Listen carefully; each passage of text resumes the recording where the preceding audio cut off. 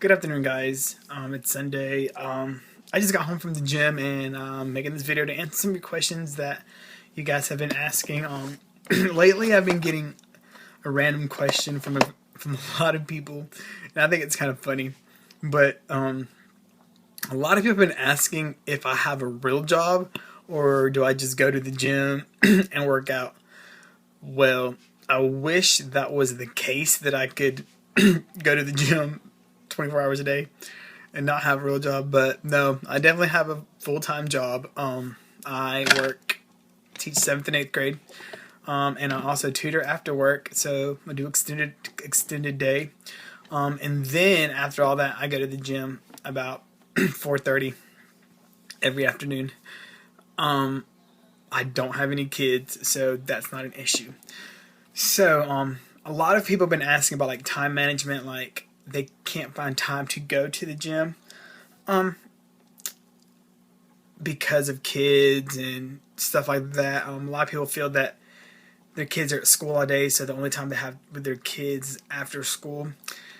This is my opinion and my opinion only. I completely understand that people want time with their kids, but you need to try to find at least 30, 45 minutes, an hour every day to work out, to get healthy, because that time will give you more time later on.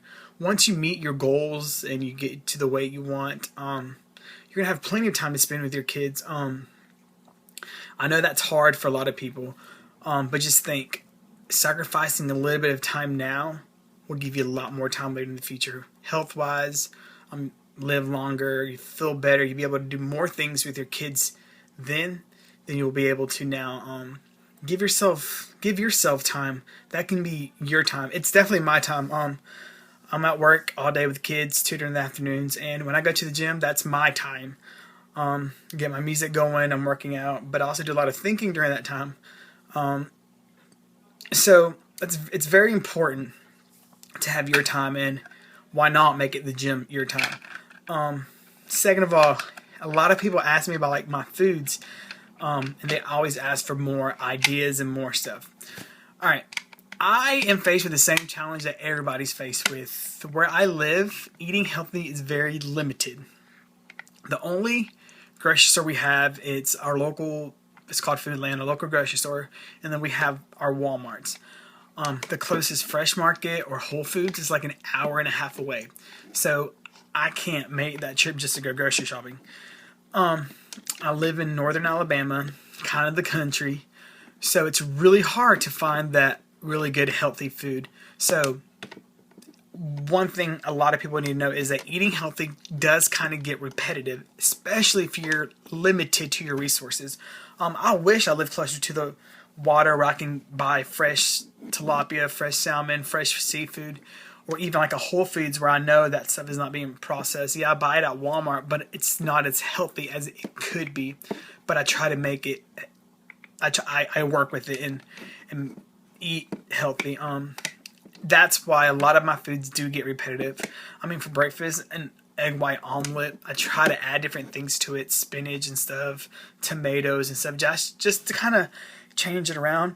But I do catch myself eating at least the same thing once or twice a week, just because it's very hard to get creative with the limited resources. So I know sometimes I'm get overwhelmed with emails and messages via Facebook and stuff, and it's hard for me to reply because I really don't have an answer sometimes when it comes to like food questions and stuff like that. Yeah, eating healthy really does get repetitive. One thing too that people ask me, like, what do you snack on? I'm allergic to nuts. That is all kinds of nuts, from walnuts to almonds to pecans to everything. So snacking for me is very limited. I snack on a lot of fruit, apples, pears, bananas. Sometimes like a rice cake. I try to stay away just because, again, that goes against if it's white, I don't eat it. But it's really not too unhealthy. Again, it's about proportions. I'm not gonna eat the whole bag of rice cakes. I'm gonna have one rice cake. Stuff like that. A good start is cutting back on what you eat, proportion size. Instead of indulging in food, just eat the recommended eating size. Your portion for chicken, your portion for your greens, your fruits. That helps a lot, as well as drinking a lot of water. I don't drink any soda.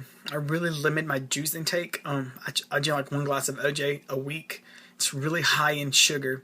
You got to start looking at what's in your labels and your ingredients on the back of your nutrition boxes. Like nutrition label on the back of your food products. A lot of people add stuff to the front, low fat, low stuff. All that is gimmicks to try to get you and convince you that that stuff is healthy. Just look at the ingredients. Just look at what really has and start comparing the products. It really does help.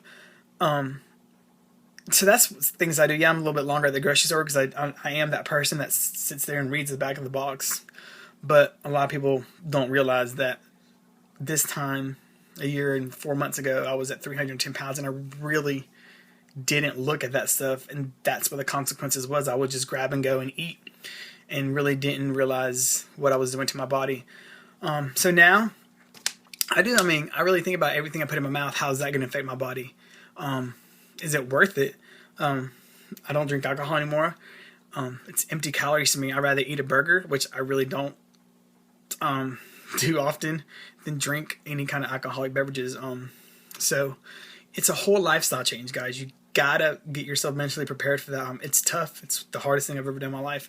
But once you get past the first few months, it becomes a habit and becomes easy. But again, the hardest part is the repetitive eating. Try to eat as clean as possible. Stay away from all the processed foods, stuff in cans, high sodium. That's just going to retain water. And I know a lot of people, like, they want to get on the scale and see that difference. Well, cutting back on all that processed food, it's going to help with you being able to see the difference on the scales. You don't want to retain water. When you get on the scale, the weight's going to stay the same or go high, because if you're drinking a lot of water and then your sodium is high, your sodium intake is high, you're feeding your body, you're feeding that sodium what it wants, that water, and it's not going to go anywhere. You're just bloating yourself, basically. So that's my thoughts for today. Answer a few of y'all's questions. I do have a full-time job, and I wish I could be at the gym longer than I am and work out and dedicate myself. I'm in the works of doing that. That's really what I want to do, is get into the fitness stuff. So I will talk to y'all later.